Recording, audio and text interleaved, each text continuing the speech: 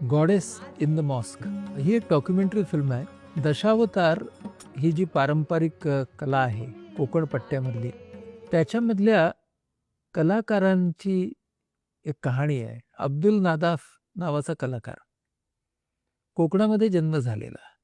दशावताराच्या कलेसाठी त्याने आपलं सगळं आयुष्य वाहिलं. त्याला ज्या संघर्षांना तोंड द्यावं लागलं त्याची कहाणी या चित्रपटात आहे. स्त्री भूमिका करणारा पुरुष, त्यामुळे तो आणि त्याची कुटुंब व्यवस्था याच्यामध्ये झालेला संघर्ष, तो आणि त्याचा समाज याच्यामध्ये निर्माण झालेले तणाव, एका कलाकाराला कलेच्या ध्यासासाठी किती किती संघर्षांना तोंड द्यावं लागावं.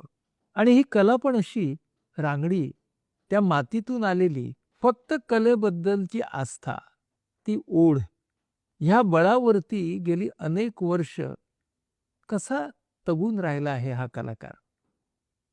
एका बाजूला 3 तासामध्ये रंगमंचावरती तो असतो एखादी देवी, एखादी राणी, आणि दुसऱ्याच दिवशी तो शेतामध्ये मजूर म्हणून काम करत असतो.